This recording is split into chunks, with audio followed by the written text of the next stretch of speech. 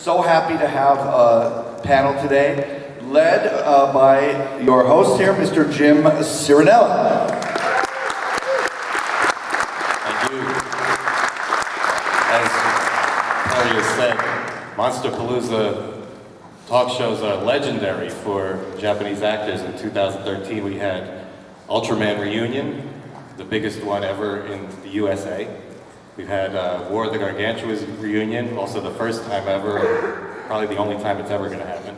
So this weekend is no exception. We have a great group of monster designers and special effects artists from Japan, and also probably the most prominent monster suit actor from Japan. So first we're going to start with a demonstration of illustration demonstration of monsters from this very talented designer and artist. He's a manga artist in Japan and also worked on all of the Heisei Godzilla films, designing many of the different monsters, including Violante, the upgraded King Ghidorah, Mecha King Ghidorah, Destroya, and the Millennium Godzilla, Mr. Shinji Nishikawa.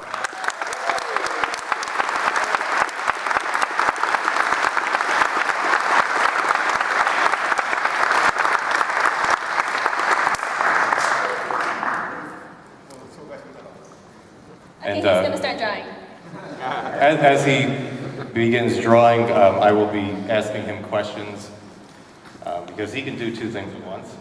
And so he'll answer questions about his career, so we get a little more in-depth knowledge about what he does. This is his second time at Monsterpalooza. First I want to ask, what do you plan to draw today?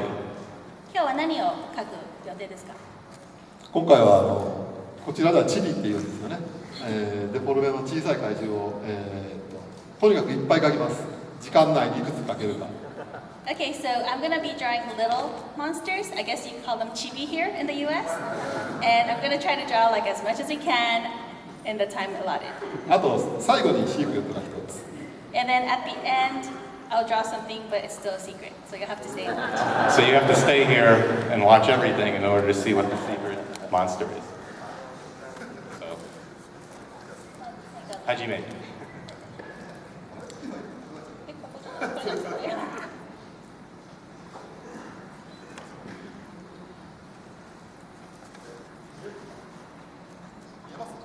Can you see the board? Especially on that side. Can you guys see? I don't want to bring him up further because we were short on microphones. We don't have a microphone stand, and she needs to be able to hear him to translate. So it's more important you hear the translation than what he's saying to her. So my first question is to Nishikawa-san is, how did you become involved in designing kaiju for motion pictures for Toho Company?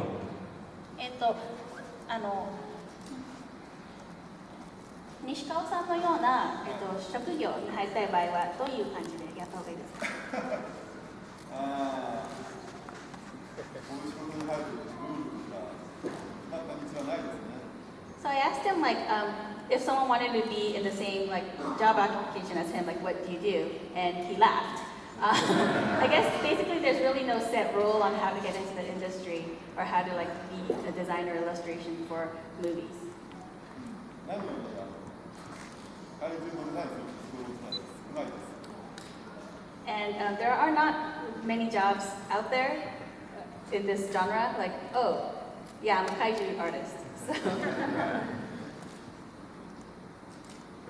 So, what was his circumstance for beginning to work for Toho Company? 西川さんはどうやってこの業界に入ったんですか？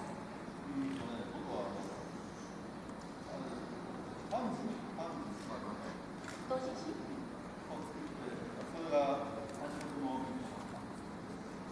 So he was making fanzines. In Japanese, they're called doujinshi. So he was drawing a lot of doujinshi, and one of them caught the director's eyes. And the director was Mr. Kawahita? The director, Kawakita-san. And what was the first job you did for Mr. Kawakita? で川北さんのためにやった初めての仕事って何ですか？よく知られてるのはビオランカですが、ビオランク、ビオランテ。バイオランテ。はい。Oh, Godzilla vs. バイオランテ。実はその前に恐竜を描いて But before that, I actually drew like dinosaurs too. 川北さんのためにですか？はい、川北さんに頼まれて、いいかな、遠い海から来た恐竜を So he drew, there was a novel, なんていう名前？遠い海から来たと、く。牛を So there was a novel called Ku from the Far Seas. And どんな話ですか？まあ、子供が恐竜のことから赤ちゃんと仲良くなる So it's a story about how like a kid becomes friends with a baby dinosaur. その時に可愛い恐竜の赤ちゃんを描ける人がいないかということで、 And so they were looking for someone who could draw a cute baby dinosaur, and that's how it's called it. And so, beginning to work for Toho Company, what would you say was your most difficult job designing kaiju for the movie? じゃあ東宝で働き始めて一番難しかったデザイン的に一番難しかったことって何ですか？それは体重によって全然方法が違ったり、メガの体重だったり、プロセスの体重だったり、作る人によっても違うので、そういう毎回違うっていうことが難しいですね。I think the most difficult thing is that all the kaiju are different. Like whether it be like it's a mecha kaiju, it's like a really grotesque kaiju, and also that the person making the kaiju is different. So he has to sort of adjust to whoever is making it as well. So in a word, everything is just different. That's the most difficult thing. It's a team effort. It's a team effort. Yeah. やっぱりでもチームでやるってことが大事ですよね。そうですね。あとその時のシナリオやディレクターの心っていうのを話してください。Yeah, so it is a team effort. So depending on the script or depending on what the director wants or needs, it's really about how to accurately depict what they want. Which kaiju or project was the most satisfying from the Toho film series? じゃあ東宝の中で一番これはよくできたなっていうプロジェクトとか怪獣とかどれですか？一番最初の妙案の一番思い出はあります。ただあれは作られた方の能力も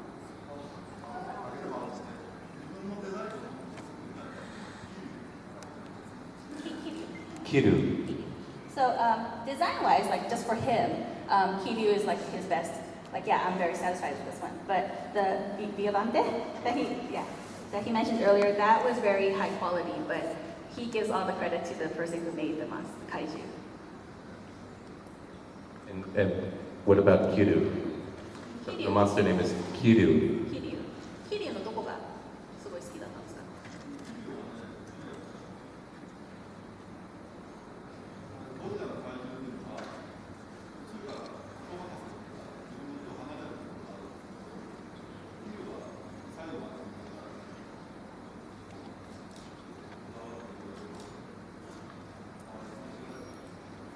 ？So basically, when you work on Gojira, you start with the design, but then eventually leaves your hands, like it goes to someone else. But with Kiryu, he got to be involved in it through the whole time. So that's why it's his favorite and his most satisfying. So Kiru is the third version of Mechagodzilla in the Millennium Godzilla series. He's very adept at knowing all the differences of the classic monsters, which came before he began working on the films. Why do these kaiju interest him? Why did that give him interest in pursuing illustration? 結構自分が関わる前からの怪獣も全て知ってるようですけど、it was a question? So, why did these classic kaiju inspire him to なんでその illustrate? 怪獣に魅了されたのですかっていう。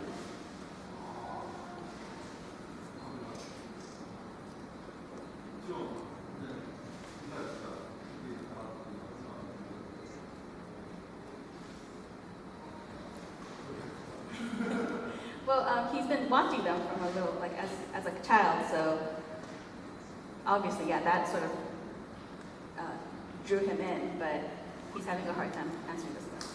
Well, that's everybody's story here, right? Everybody's been watching these movies since children, right? そうですね、やっぱりこちらのお客さんも子供の頃から見てるから好きっていう。Yeah, and I think with kaiju, it really depends on if you've seen it as a kid or not. Like, it's hard to get in as an adult. Like, As I said, everybody has the same story here, seeing that it's children. Which of the monsters that he didn't design does he enjoy drawing the most? 自分のデザインしてない怪獣でどれが一番好きですか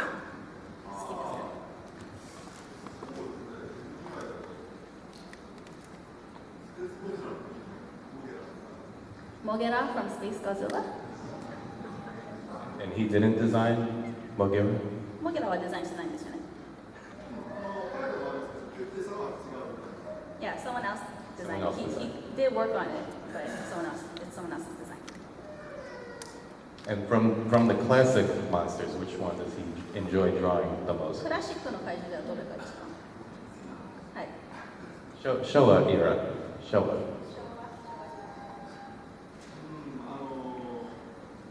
一番最初にやりたくないんだけど、一番よく覚えてるゴジラだけど、けどは好きっていうじゃないけど、印象に強く残ってる。 So one of the earlier films that he saw as a kid was Godzilla versus Hedorah. And it's not like he likes Hedorah, but I guess it left a strong impression on him. Out of the special effects directors that he worked with, which was the most interesting for him? Maybe 今まで一緒に働いたスペシャルエフェクト監督の中で誰が一番面白いっていうか。 maybe something interesting about that director's style, or maybe they were a little quirky. Who was そうで most すね、その interesting? 監督自身がちょっと面白いか、もしくはその監督のスタイルとか求めるものがちょっと人とは違うなっていう話がある。面白いというのと、見れて、ストラスリーからやったら、鈴木健二 he worked on Mothra 3. Mothra 3. So if you're saying like interesting character or personality, I think he's the most interesting.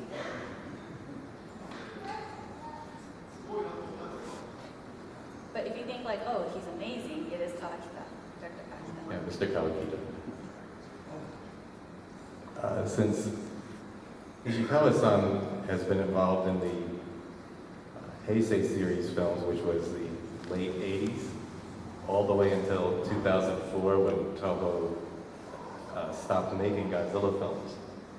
So all that time he was involved in Monster.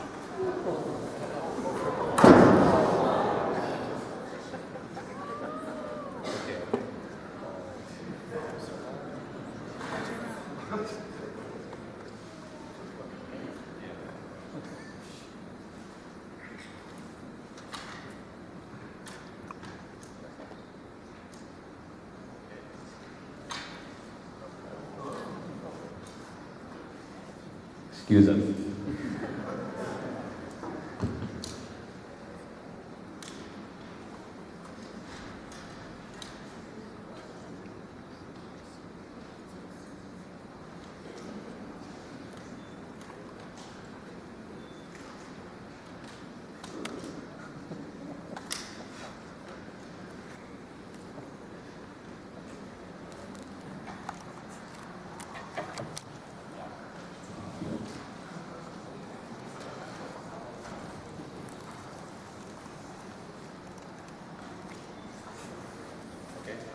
Okay, and we're back.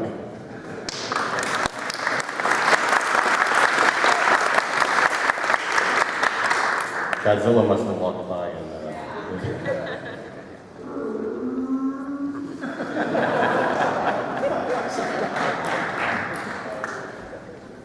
I'm going to tape the back.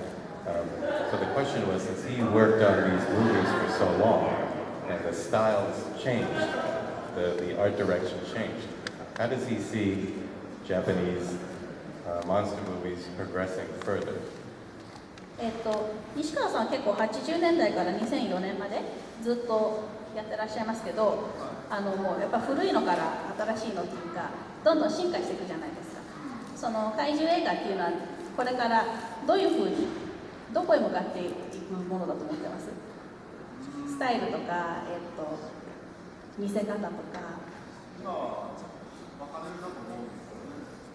どんどんデジタル化が進んでいるんですけど、このままデジタル化に行くのか、それとももうそうじゃない、内容が違うアナログな方向でいくふうに動く部分もあるのか、まだ分からないけど、もう少しさ、なんか、そういう見る。So I think kaiju movies are at like a point where things might change. Like, so is it gonna go digital, or are people gonna say no, kaiju should stay analog, and we shouldn't go digital? So it's very unknown right now, but I think maybe in a few years we'll know the direction it's gonna head. What kind of direction would he like to see it headed? 西川さんはどっちがに行きたいですかね？は両方が向こうということですけど、すごくお金をかけて、デジタルで開発と、ここまででも、グローバルでの活動は、両方が同時になればいいなと。So Nishikawa-san would actually like both to stick. So it would be nice to have like there's a lot of money put in it with a lot of money put into the production and they have a really high quality, and then go digital, or like have a low budget. So it'd be nice if both could just coexist. What does he think about the Japanese influence and characters coming to the USA in big budget movies, such as the Godzilla movie from 2 years ago? 日本のキャラクターがアメリカの like Hollywood movies? Yes, Hollywood. 日本のキャラクターがアメリカのハリウッド映画に対して結構影響を与えているところもあるんですけど、それについてどう思いますか？やっぱり日本はちょっと特殊なところがあるんですけど、それを最初は面白がってたのが、だんだんみんな子供の時に見て何人がやってるか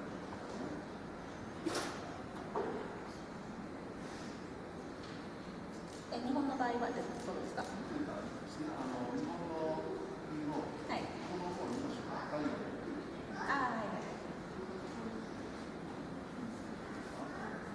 So he thinks, well, especially in the USA, like with Hollywood people, they probably saw the kaiju movies when they were kids, and then it looks like they're, getting grown up and starting to work in this industry. So I think they're sort of getting inspired.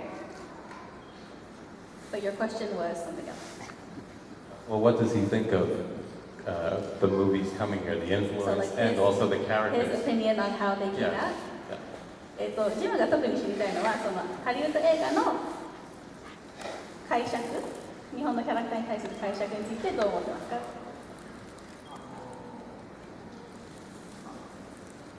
ハリウッド映画ではやっぱりモンスターは実際にいるものをベースにしているから、日本はそういうの全然ものらしくないところもある。どうしてもハリウッドに来ると、そういうリアルな Well, I think in Japan, like when you say monsters, they could be anything. Like they don't have to be based on real, actual living things. But he thinks with Hollywood, they tend to look real. Like they look like they're based on real animals or real. Absolutely. So I think that's different. But that's all he said. Well, that's absolutely true. In Japan, the style is that these are monsters. They're not supposed to be animals. They're not just big dinosaurs. So a realistic factor is not as important as these things be larger than life and be exciting. So what we're going to do is, as he continues, we're going to bring the other guests out and have a talk show with them. We're going to ask them questions, and then we will take some questions from the audience. So these, as I've said many times before, these Japanese movies are very important because they bridge the cultural gaps all around the world. People love these films and love the people that created them and want to meet them and ask them questions. And that's important work because we can't rely on governments and politicians to bring us together, right? We need entertainment, and this is like the common, we share a common cultural bond from these films. So these gentlemen, the ones who created them, and they're very important people. We're going to bring them out. First person is the designer of the Millennium Godzilla. He worked on the Heisei films, making a lot of the enemy monsters, and then eventually, when they needed to redesign Godzilla for the Millennium, he was the guy they went to. He's a very well-known special effects artist in Japan, Shinichi Wakasa.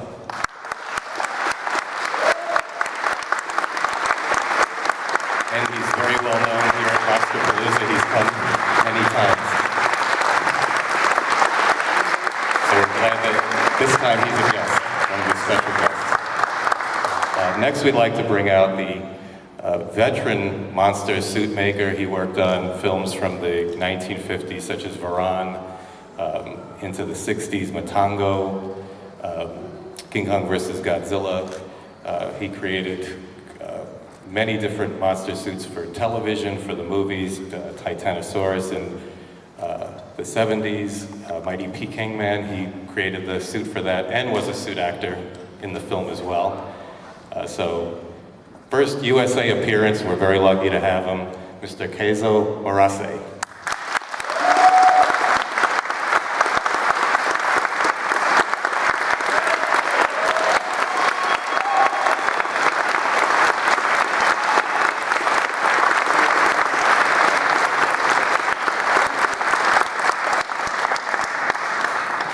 Finally, last but not least, he's played so many legendary monsters, and it's hard to list them all. We'd be here all day. So, of course, the most important one was Godzilla. Before anybody else was doing this, he had nobody to base his performance on. It all came from his imagination. An actor who spoke no lines but touched many, many viewers. Godzilla, being that type of character. And he's embodied by this actor in his movements and his performance in the films, Mr. Haruo Nakajima.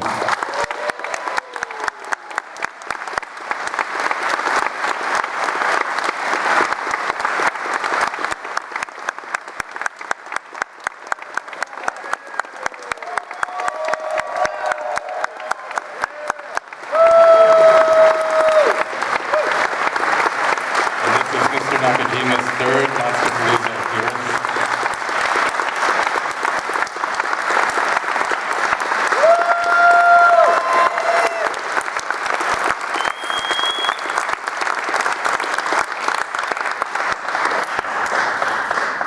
So we're going to begin by asking them some questions.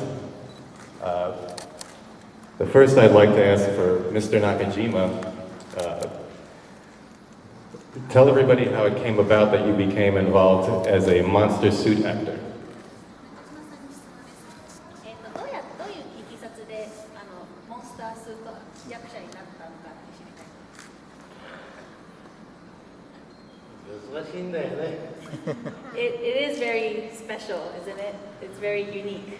Yes. だから昔はあってね、それで役者になるようになった。俳優学校入ってからね。俳優になってから。そうそう、俳優学校に入った。So he entered an actor そ school. れで東宝に入ったわけ。 Yeah, he entered an actor school first, and then joined Toho. その時に何 Is, Why? yeah, not Understand? you want to know like why? Yeah, so he joined Toho first as an actor, and then how did he become kind of recruited to be a monster suit actor, which at that time hadn't really been done before? How did that come about? じゃあ俳優からどうやってそのモンスター何かこう特別な何かがあったんですかね。そのモンスターをやってほしいみたいな。とんでもない普通のお芝居だし。 So I asked him, like, was there something special about you that they asked you to become a monster suit actor? But he's like, no, I'm just a normal actor. He believes that acting is the same whether you're inside a suit or you're out of a suit, which is why the character comes through so well. I want to ask to Mr. Marase,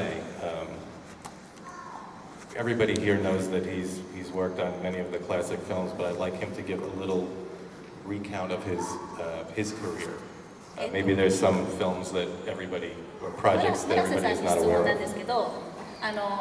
すごい数の映画に関わってると思うんですけど、多分ここにいるみんなが知らないであろうなともあるので、こういう映画やってたよっていうちょっとリストをいただければ。あ、そうですか。はい。私はやはり中島さんがいらっしゃったから、ゴジラの顔を作るというか着ぐるみを作ることができたかなと思います。その他にいろんな中島さんが入られる、着ぐるみを映画にでもみんなこう作ってきたんですが、非常に私は光栄に思っております。So first off, let me say it's an honor to be able to have this job. Because of Nakajima-san and like Toho, like companies like Toho, I was able to thrive in this industry. And yeah, if they weren't there, then I wouldn't be here, and we wouldn't have these great movies. じゃあ関わった作品を。本当にね、最初から言いますと、私は背中にトゲが生えてるバランという作品ですね。あれが高校に入った時に初めてバランを作ったんですが。Baron? はい。The one with the pointy needles? Yes. He said needles. So that was in 1959. それからキングギドラね、羽が生えた、首の長い3本ついた。The one with the wings. King キングギドラ。Ghidorah. はい。 King Ghidorah? Yes. The long head and wings. 大きな羽をつけた、モスラ。And the one with the big wings, Mosra? Yes. あといろんなその怪人が出てきたんですけれども、キンコンみたい、ゴジラのKing Kong? Yeah, so there's a lot of kaiju in it, but King Kong versus Godzilla? Yes. And he worked. So 1962? それとあと、東宝にいた時期にはそういう着ぐるみをたくさん作ったんですが、東宝辞めてからはですね、皆さんがご存知かと思いますが、北のモザウルス、テレビの方で放映した映画とかいろんなところで出てる北のモザウルスとかいろいろそういう着ぐるみをたくさん作っているので、数の場合多すぎてちょっとわからないというみたいな。So this is all. So the ones that he listed before were from when he was in Toho, and after he quit Toho, he worked on a lot of stuff. And Kitano Zaurus. Titanosaurus. And then the others, he can't remember. He just worked on so many. He can't remember. それでですね、今回こちらに来たのはですね、やはり私が最初ゴジラを作り始めた頃のスチール写真を撮ってきたんですね。で、そのスチール写真を撮ったものが日本では公開されていなかったんです。それが今回も初めてこう雑誌になって、出すことができたので、今回たくさん持ってきてますので、皆さん好きな方はどうぞ。So there's a lot of pictures that he took when he was working on Gojira. Gojira no sakuhin. So he took a lot of pictures when he was working on Gojira, and these pictures were never released before. And this time, the reason why he came to the U.S. is that he published a book with all those pictures, never seen before pictures in it. So if you could check that out, that'd be great. So you can go to his table and he has that available. 補足でいいですか。補足で、その写真は村瀬さんが本当にプライベートで撮った写真なんで、要するに今までどこにも発表されなかったその怪獣たちの写真がたくさん写っています。So basically, these pictures are he himself took them on his own camera. So it's not like a photographer from a specific magazine or anything took them. So they're really rare because if it's a magazine photographer, then it was probably published somewhere. But these are just his personal collections. So. その本一応僕がプロデュースしてるんでよろしくお願いします。And he's the producer of that book. So.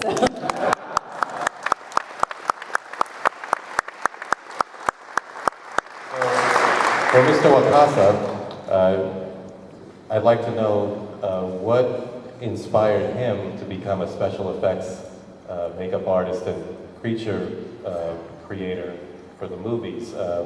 Any American films, Japanese films, what were his favorite movies or television shows that inspired him for this kind of work? そうですね、何に影響されてこの仕事に就いたのかですね。例えば、日本の映画でもアメリカの映画でも何でもいいですけど、どういうものに影響されたのか。僕は1960年生まれで、4歳の時にウルトラ Q を見て、もうその頃要は日本には怪獣っていう怪物が現れて、でそれを見て本当に子供の時から小学校ぐらいまで、でもそのほとんどが中島さんが怪獣に入っていて、村瀬さんがその怪獣を作ってたやつを見て、そのままそういうものが好きになってこの世界に入りました。 So when he was 4 years old, he first saw Ultra Q. Yeah, Ultra Q. And Ultra Q had, go ahead and clap. So Ultra Q had like a lot of kaiju in it, and then so he's been watching these kaiju. So he got into kaiju when he was 4 years old, and been watching it all the way through elementary school. And obviously, those were the movies that Nakajima-san was acting in, and he created the kaiju. So yeah, that's how he got into the industry. でそれがその本当に普通にその怪獣を好きで、大人になりかけた時に、スター・ウォーズっていうのを18歳で見て、そこでいろんなこっちのリック・ベイカーとか、ディック・スミスとか、とにかくそのスター・ウォーズぐらいでアメリカのその映画の特殊メイクに興味を持つようになって特殊メイクを始めました。 So he's already like kaiju, but when he was 18 years old, he saw a movie called Star Wars. And I guess it impressed him with all the makeup and all the effects that they had, and he decided, okay, this is what I want to do for a living. So I'd like to ask Mr. Nakajima, when they were making these films, of course, the first Godzilla film, was brand new for the director and the special effects staff.